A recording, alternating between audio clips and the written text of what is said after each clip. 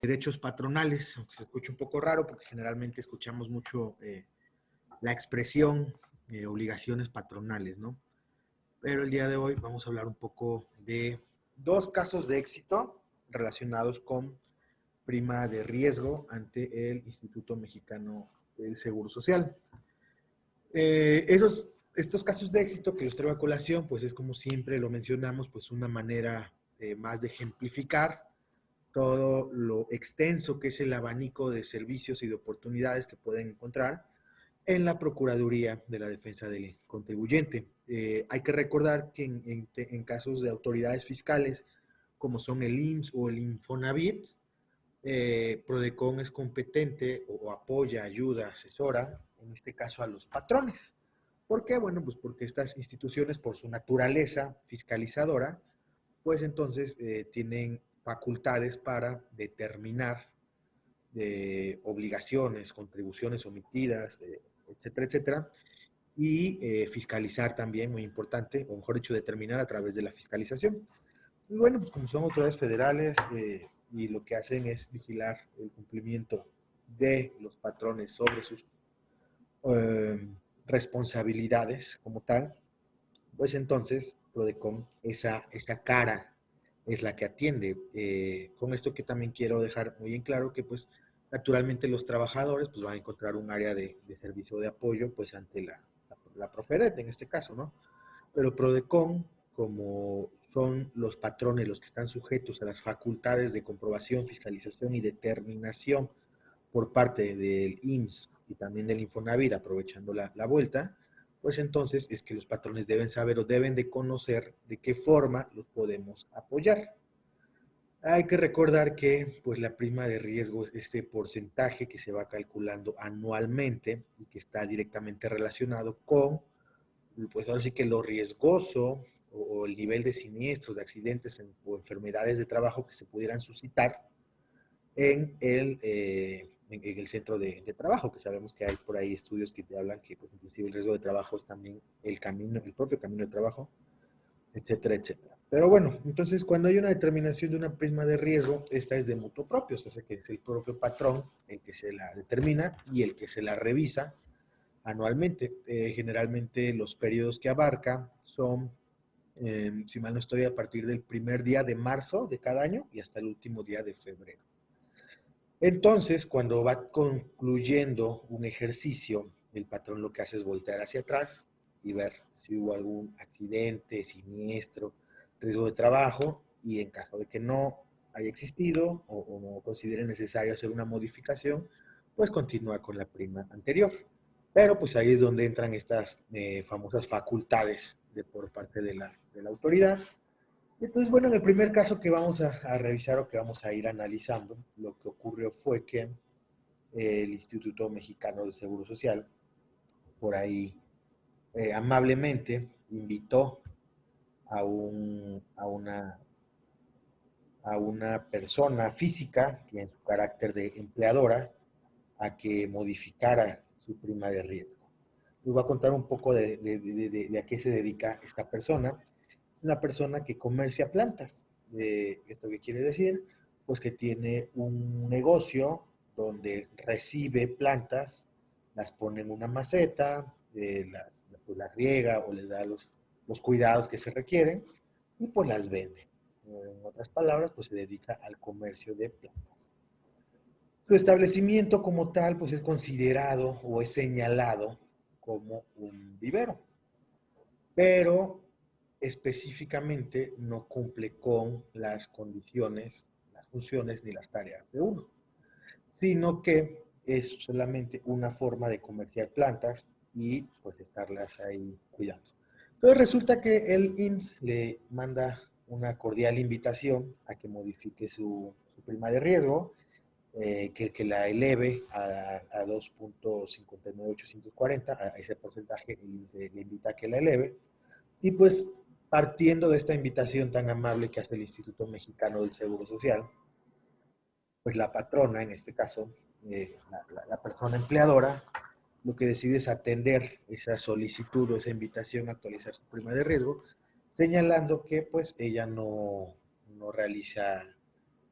una actividad de riesgo, como lo considera el Instituto Mexicano del Seguro Social, que la obligue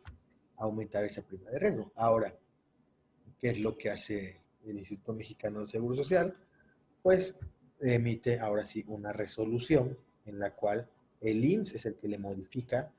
la prima de riesgo. Entonces el IMSS le dice, ¿sabes qué? A mi parecer, tú no llevas una actividad económica como la que tú pretendes o con la que tú pretendes tener establecida tu prima de riesgo.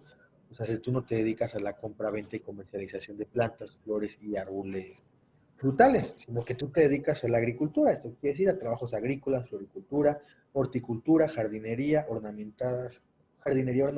preparación de tierra, desmonte de cultivos, cosecha, empaque, fertilización, despepite de algodón y operación de un sistema de riego. ¿Esto por qué lo hace la autoridad o de dónde o en qué se basa para mencionar eso? Pues que la contribuyente en sus procesos de trabajo menciona o refiere a un vivero. Ella se refiere así al lugar donde trabaja, al lugar donde está sentado su establecimiento, pues sí, naturalmente que hay un patio donde hay, digámoslo así, un jardín donde están las plantas embolsadas, y entonces como ella en sus procesos de trabajo hace mención a que las plantas se las traen, si mal no estoy, de Cuautla, Morelos, hasta ese vivero, y que a veces no llegan con bolsas, sino que ellos le tienen que colocar la bolsa y colocarlas, acomodarlas por orden y tamaño, pues entonces como refirió un vivero, pues entonces seguramente, y hay el vivero dentro del catálogo del artículo, si mal no estoy, 196 del reglamento, define a los viveros en la parte de agricultura, pues entonces le dice que debe de actualizar su prima de riesgo a la actividad de agricultura. Entonces, bueno, esta contribuyente preocupada porque se le considere una actividad lejana a lo que ella realmente hace, pues se acerca con Prodecon,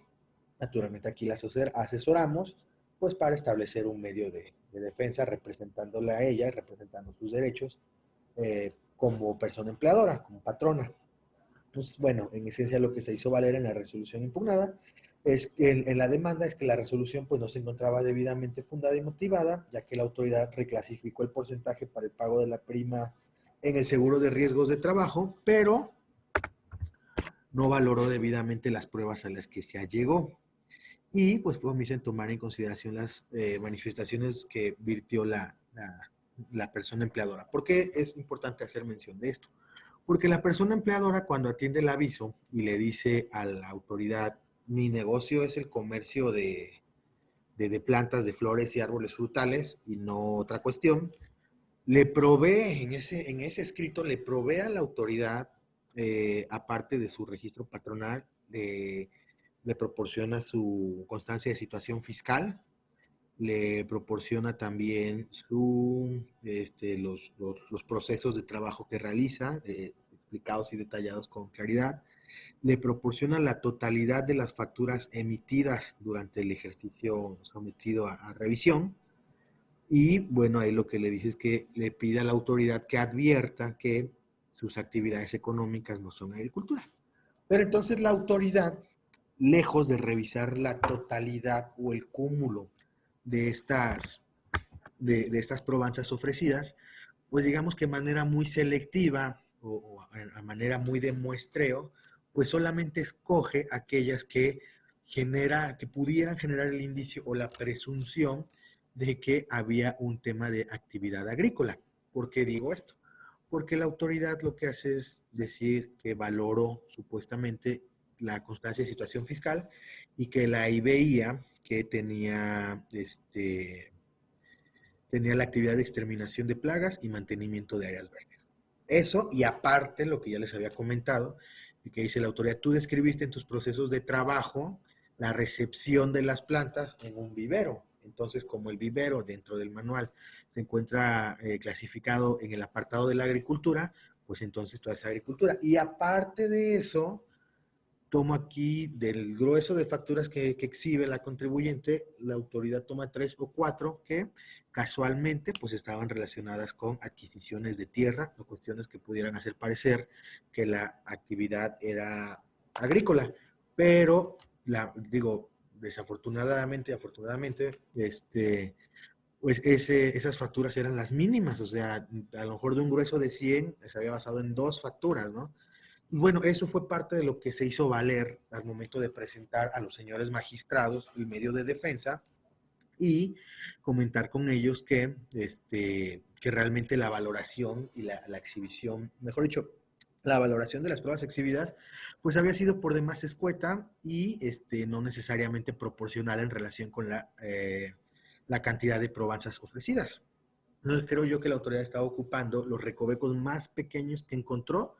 para enderezar a la contribuyente hacia una prima de riesgo relacionada con la agricultura. Bueno, creo que estamos en el entendido de que hay una diferencia abismal entre realizar trabajos de agricultura per se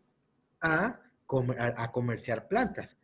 Y que si bien dentro de la comercialización de plantas, pues naturalmente tiene que haber un cuidado de estas, pues no es lo mismo que realizar trabajos agrícolas, preparación de tierra, desmonte de cultivos, cosecha, empaque, fertilización, despepite de algodón, etcétera, etcétera. Entonces imagínense aquí pues, el temor de la contribuyente, ¿no? Pues naturalmente que iba a tener un nivel muy elevado de obligaciones, administrativas patronales y pues que eso pues también iba a generar por ahí una merma inclusive pues también en su patrimonio, ¿no? Y lo que era peor es pues que esto estaba de forma injustificada, ya que la contribuyente de manera correcta, porque sí hay que, creo yo que vale mucho la pena mencionarlo, desde el momento en que la autoridad le hace la invitación, la atiende muy bien y le especifica, de hecho eso también tuvo asesoría de Prodecon, y en su escrito le especifica a la autoridad las razones por las cuales a ella le corresponde una prima de riesgo relacionada con la compra, venta y comercialización de plantas, flores y árboles frutales. Entonces, bueno, ahí quedó fijada, digámoslo así, la litis, aunque ahorita lo va a retomar el magistrado oponente, y como lo ven en el cuadro, lo que hacen los magistrados cuando van a resolver un juicio es fijar o determinar la litis. A ver, efectivamente, sobre qué va a versar o sobre qué está versando la controversia para que sobre eso resuelvan. Entonces me gustó mucho cómo fijó la litis aquí el magistrado, me voy a permitir dar lectura, y el magistrado establece en la sentencia, la litis en el presente asunto se constriñe en determinar si la autoridad, al haber verificado la información proporcionada por la actora a través de escrito libre efectuó debidamente una rectificación del porcentaje de prima de riesgo de trabajo de conformidad con los artículos 22, 26, fracción 1, 29, primer párrafo, bueno, aquí todos los que menciona, el reglamento de la ley del Seguro Social y todo lo que conlleva ese nombre. Y lo simplifica diciendo, esto es, detener un giro de comercio, compra, venta de árboles frutales y plantas para jardín, clasificación en la división 6, grupo 63, fracción 635, clase 1 del catálogo de actividades contenida en el artículo 196 del reglamento referido, a tener un giro de agricultura, clasificación en la división 0, grupo 01, fracción 2 del mismo catálogo. Entonces el magistrado dice, a ver, aquí la litis va a ser definir si la autoridad, a partir del grueso de probanzas que exhibió la persona empleadora, va a o resolvió bien sobre cuál es su prima de riesgo. Y bueno, ya ahí comienza como tal el análisis que hace el magistrado y trae a colación los artículos que requieren forzosamente analizar dentro de la sentencia. Están citados y yo sé que las diapositivas quedan a su disposición. Aquí están transcritos. Y también por ahí se refiere al catálogo de actividades para la clasificación de las empresas en el seguro de riesgos de trabajo. Y bueno, esto que refería que la autoridad hablaba de agricultura en el grupo que se encuentra, la fracción y la clase, o lo que establecía el actor. Todo eso el magistrado lo transcribe estos artículos y una vez que están transcritos comienza a hacer un análisis. El análisis al final del día lo que va a hacer el magistrado es comenzar diciendo que pues efectivamente la autoridad sí tiene competencia muy importante para rectificar la clasificación de los patrones referente a la prima en el seguro de riesgo de trabajo en los casos que pues establece la propia ley. Pero dice que con independencia de eso, la autoridad cuando emitió la resolución, está en la que cambia al patrón, a la patrona en este caso, determinó el cambio de actividad de la parte actora basándose en la constancia de situación fiscal porque es cierto que en esta la parte actora tenía fijado, o de esta se desprende, tener la actividad de comercio, pero también las actividades de servicios de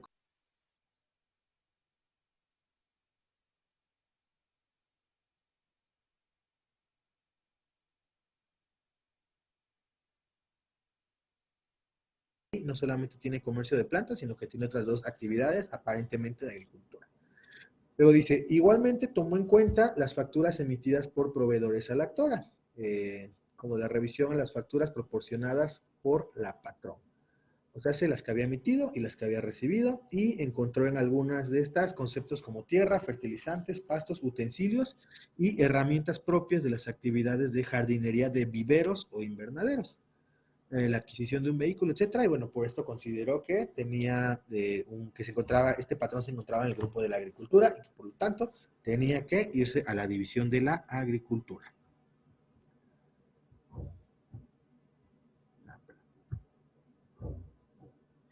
Y continúa señalando el magistrado que lo que ellos consideran, lo que la sala va a considerar al final del día, es que la determinación que hizo la autoridad fue incorrecta. ¿Y por qué fue incorrecta? Porque fue incorrecta la atención o el estudio que dio a las pruebas que la contribuyente proporcionó, ya que en razón de las documentales ofrecidas por la parte actora, tanto dentro del juicio como de la propia instancia administrativa, pues lo que se advertía es que su actividad económica no correspondía más que al comercio. Y aquí va a explicar por qué el magistrado instructor. Dice el magistrado,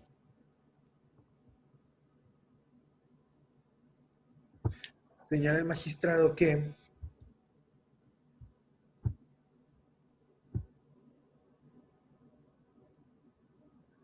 si bien la constancia de situación fiscal se advertían otras actividades que no eran nada más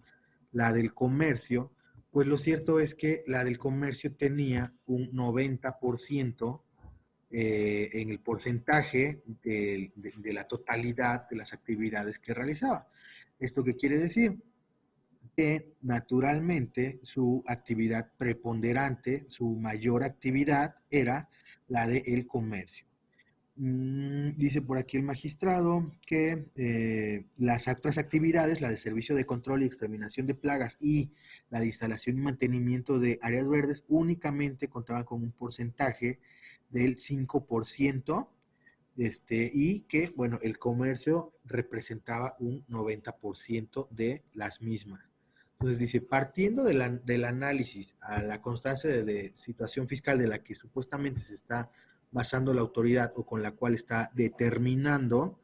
que tiene actividades además del comercio de plantas, pues lo cierto es que si contrastamos los porcentajes de los ingresos eh,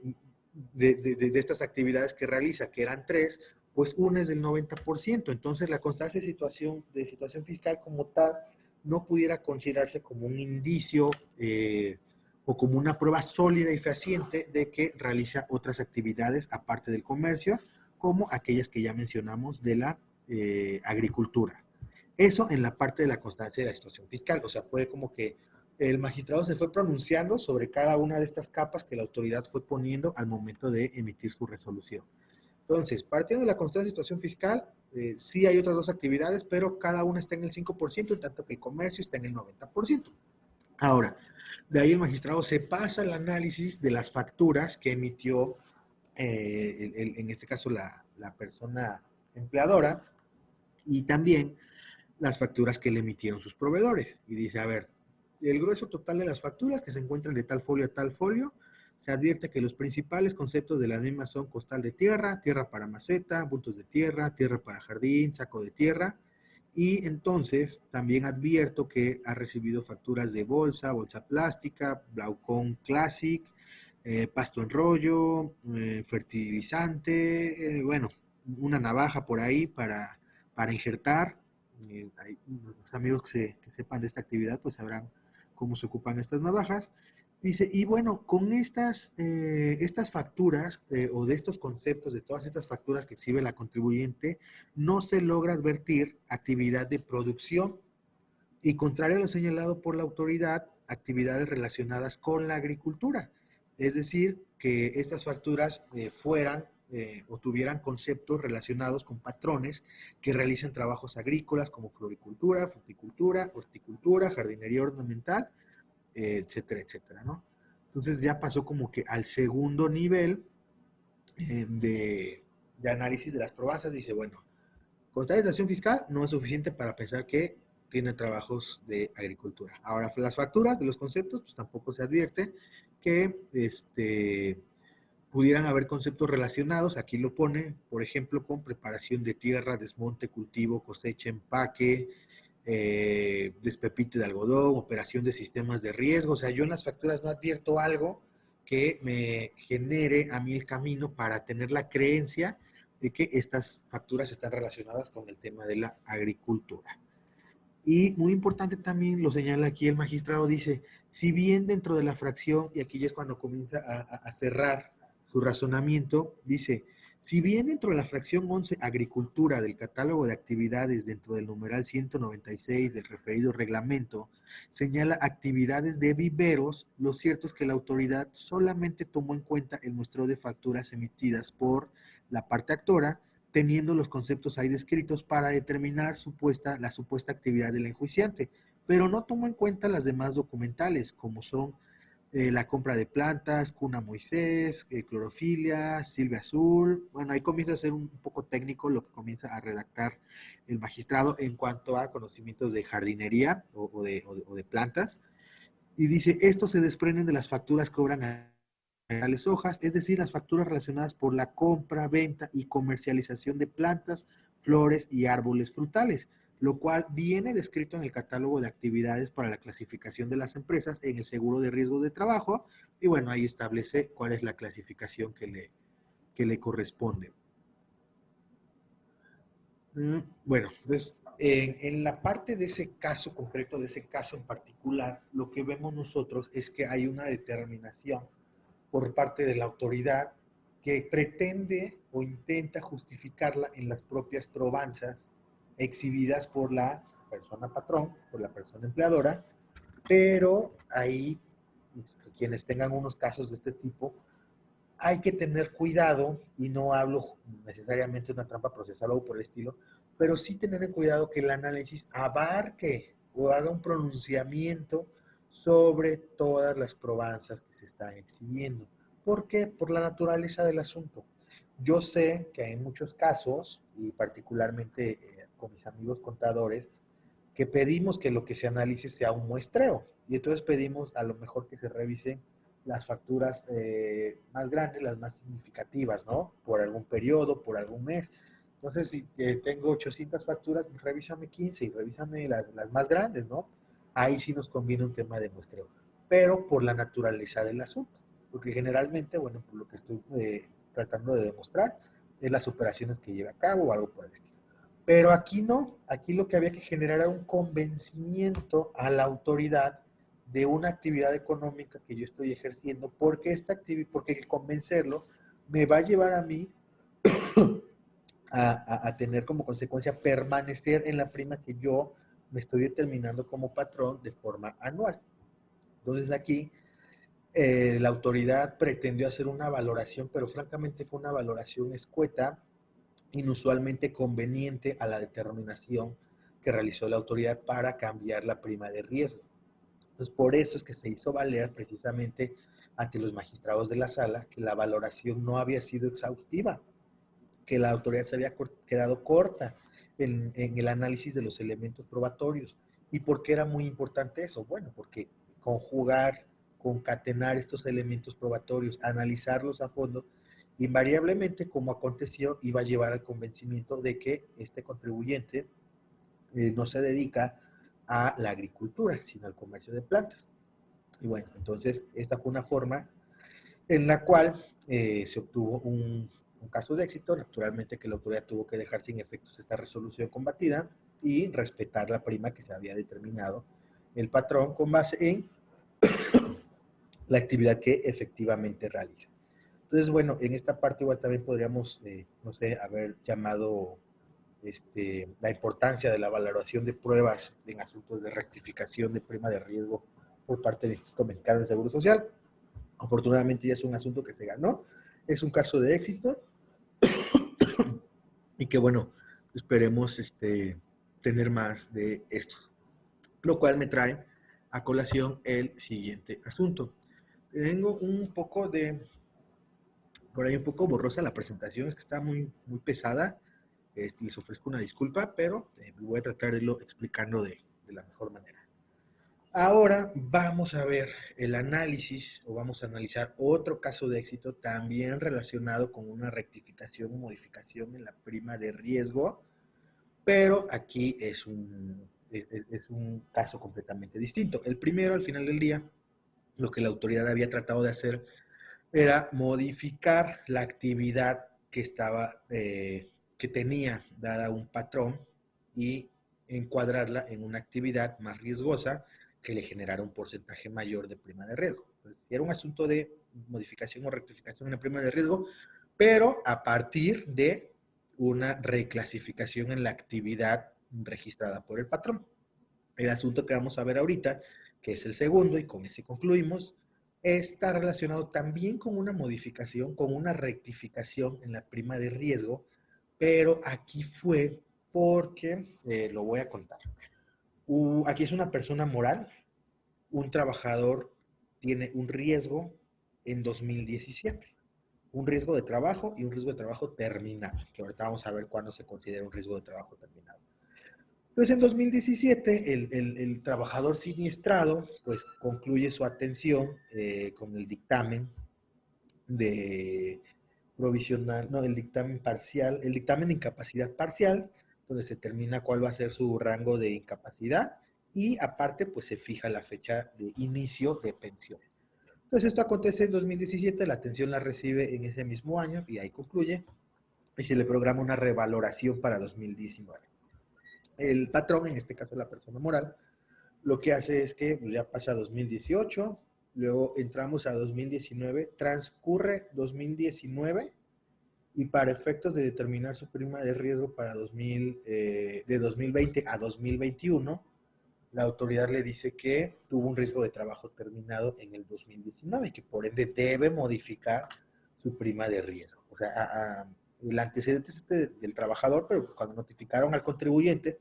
o el patrón en este caso, pues lo primero que pensó es, ¿por qué me quieren que modifique la prima de riesgo si estoy repitiendo la anterior? Porque en el ejercicio que acaba de concluir no tuve ningún siniestro. Entonces, bueno, ya analizando la resolución con la cual la autoridad le hace la modificación en la prima de riesgo, se da cuenta que el trabajador siniestrado pues tuvo su atención en el año de 2017. Entonces, bueno, él entendería o entenderíamos que ya no podría ser parte de la determinación, o al menos la autoridad no lo fundamentó y no lo motivó, sino que considera que la reevaluación que efectuó en 2019 se debe considerar un riesgo de trabajo terminal. Entonces, me gustó mucho la sentencia porque el magistrado primero lo que hace es explicar que debe entenderse por riesgo de trabajo terminado, porque en el presente caso se había actualizado un riesgo de trabajo terminado desde 2017 y por qué, que al final del día es disposición expresa legal, pues una reevaluación no puede ser materia de un riesgo de trabajo terminado para efectos de la modificación de la prima de riesgo. Entonces, bueno, aquí ya les conté como tal el antecedente. A lo que hacemos valer en el concepto de impugnación principal es que la resolución impugnada, por medio de la cual el Instituto rectificó la prima de riesgo del seguro de riesgos de trabajo para el periodo del 1 de marzo de 2020 al último febrero de 2021, pues no tiene sustento, ya que en todo el ejercicio de 2019 o el ejercicio inmediato anterior, pues no se suscitaron siniestros o accidentes de trabajo con los empleados que estuvieron a cargo de la empresa, y también se le señaló que era ilegal que la autoridad basara su resolución en hechos que acontecieron durante el ejercicio de 2017, porque no existe algún fundamento, al menos dentro de la resolución, que faculte a la autoridad para actuar de esa manera. Entonces aquí lo que hace la autoridad al contestar la demanda es que dice que en la resolución se señaló con claridad en el cuadro que está establecido con el rubro relación de riesgos de trabajo terminados durante 2019 que el riesgo de trabajo es derivado de una recaída o reevaluación del trabajador, en razón de que se le emitió el dictamen de incapacidad permanente o de función por riesgo de trabajo ST3 de manera definitiva, mismo dictamen que se exhibe como prueba y expone que es legal que en el año 2019 se haya revalorado el trabajador accidentado, emitido el nuevo dictamen de incapacidad y que como consecuencia se emitió el 13% de incapacidad permanente y que pues la parte actora tenía la obligación de señalar esa situación al momento de terminarse la prima y como fue omisa, pues ellos procedieron a rectificar. Pues bueno, eh,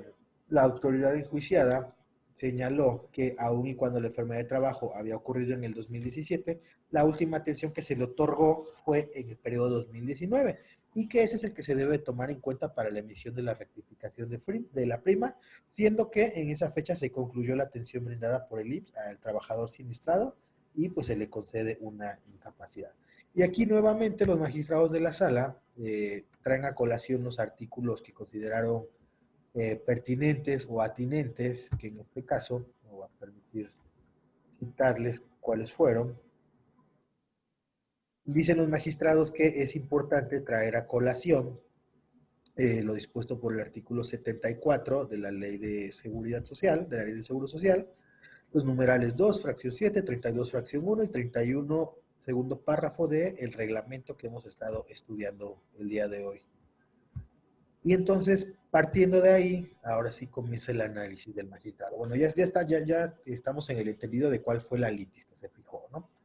Si era o no debía considerarse la atención dada en 2019 para efectos de rectificar la prima de seguro de riesgo de trabajo.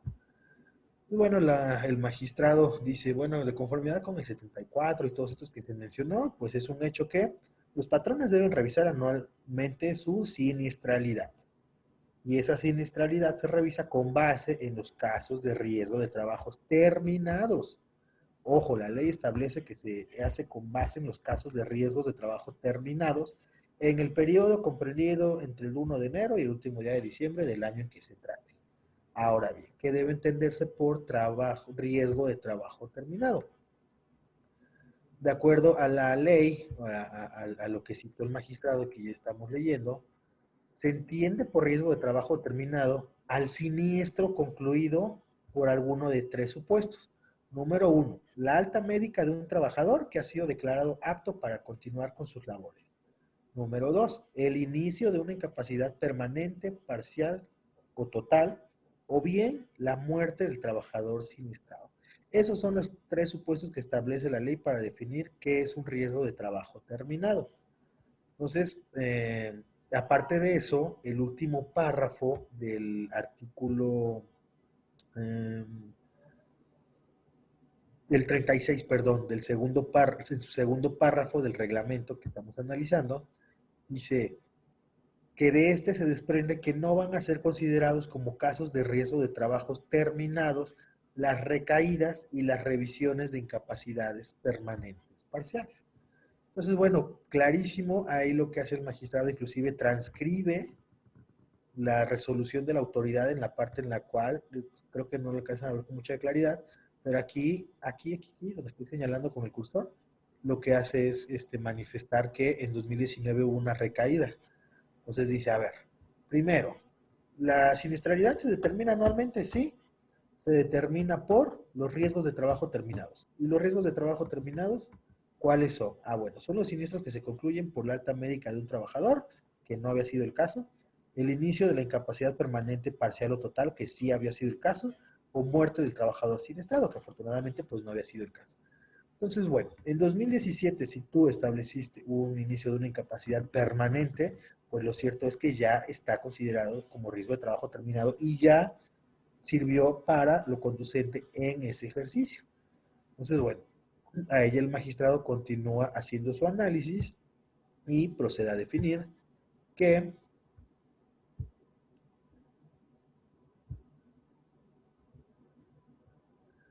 la autoridad tomó en consideración el siniestro ocurrido por el trabajador con fecha de enfermedad 31 de agosto de 2017, que dio lugar a que se determinara una incapacidad permanente, una incapacidad parcial y que bueno, eso lo que generó al final del día es que la propia autoridad, o que se analizaran, mejor dicho, las probanzas que había exhibido la propia autoridad dentro de el juicio. O sea, la autoridad nos dio la razón con base en las propias probanzas exhibidas por la autoridad dentro del juicio contencioso administrativo. Entonces, ¿cuáles fueron estas probanzas que la autoridad exhibió y con las cuales pretendía que el magistrado le iba a dar la razón, pero fue todo lo contrario? El aviso de atención médica, que fue por ahí de agosto de 2008, cuando el trabajador comenzó a recibir atenciones médicas, el propio dictamen de incapacidad permanente por riesgo de trabajo, del que se advierte que se determinó una incapacidad parcial al trabajador con fecha de inicio de pensión de 1 de septiembre de 2017, y que en este mismo dictamen se le indicó que en el año de 2019 pues se le iba a hacer una reevaluación de la incapacidad. Asimismo, el dictamen de revaloración de incapacidad permanente o de defunción por riesgo de trabajo, del que se advierte que hubo una reevaluación de la incapacidad permanente parcial y que, bueno, se le calificó nuevamente con el 13% de incapacidad permanente. Este fue el dictamen con el cual la autoridad pretendió que se había actualizado un riesgo de trabajo terminado durante 2019 y que, pues aquí el magistrado le dice a la autoridad que no es así. Entonces el magistrado dice que con las documentales exhibidas por la propia autoridad demandada, pues se desprende que la atención médica prestada por el instituto al trabajador siniestrado inició en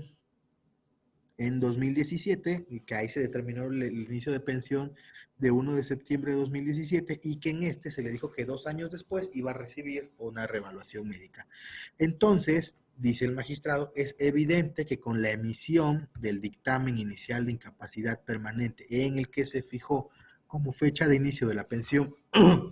el 1 de septiembre de 2017, se concluyó el riesgo de trabajo sufrido por ese trabajador, y muy importante, sin que la circunstancia de que en el año 2019 se haya emitido un nuevo dictamen de revaloración de la incapacidad permanente parcial sea motivo para estimar que ese riesgo de trabajo terminó en el año 2019, como erróneamente es considerado por la autoridad demandada. Y remata, pues tal y como se señaló, se establece que en el segundo párrafo del artículo 36 del reglamento que estamos comentando, no serán considerados como casos de riesgo de trabajo las recaídas y las revisiones de incapacidades permanentes parciales. Por ello, es evidente que la autoridad demandada actuó ilegalmente al haber considerado como riesgo de trabajo terminado en 2019 la revaloración que tuvo que realizar la autoridad a la salud del trabajador siniestrado. Y pues bueno, ya con eso el magistrado concluye dando la declaratoria de nulidad lisa y llana también de la rectificación que había hecho la autoridad demandada. Entonces, pues esto es nada más dos ejemplos sobre cómo también los patrones pueden ser asesorados en PRODECON, y que si bien es cierto que lo que nosotros esperamos es que todas las primas de riesgo estén correctamente calificadas por los propios patrones, para que cuando la autoridad realice por ahí una invitación o los llame a que se pongan a cuentas con la prima de riesgo, que esperamos que los patrones pues estén correctamente determinados y que en su caso atiendan correctamente estas invitaciones, porque esto ayuda mucho al momento de elevar la situación a un medio de defensa. Principalmente, como lo vimos en el primer caso, la autoridad, la sala se basa en el estudio y en las probanzas, porque fueron exhibidas desde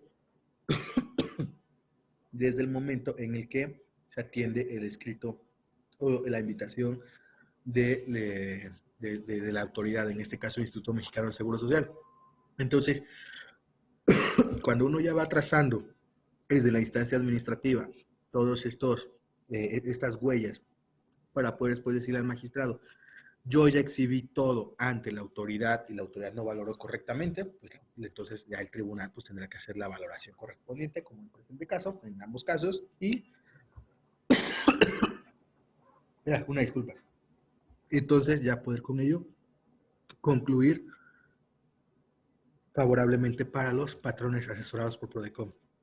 Entonces, no sé si hay alguna duda o pregunta, quedo a la orden de ustedes. De lo contrario, Sería todo de mi parte por este día o por esta sesión. No sé si alguno de ustedes ya tenía conocimiento de que los asuntos patronales se pueden vincular y encontrar espacio ante la Procuraduría de la Defensa del Contribuyente. A veces también lo teníamos por ahí un poco olvidado. Por ejemplo, dice Malerva que ella no tenía conocimiento. ¿Esto por qué es? Porque, insisto, el IMSS y el Infonavit son autoridades fiscales que pueden estar realizando determinaciones de cumplimiento de obligaciones omitidas, tienen facultades de fiscalización y entonces por eso los patrones pueden encontrar auxilio ante PRODECON, porque, repito, a quienes se fiscaliza es a los patrones. Y a los patrones les pueden determinar contribuciones omitidas, obligaciones omitidas y pues fincarles inclusive créditos fiscales por el aparente incumplimiento. Entonces, también porque es muy importante realizar el tema, creo que este es un punto muy importante que no quiero dejar que se me pase. Y aparte ya motivado de ver que ahora sí están aquí mandándome sus comentarios. Es muy importante atender, ya sea desde la invitación a modificar la prima de riesgo o desde la modificación a la prima de riesgo, porque al final del día,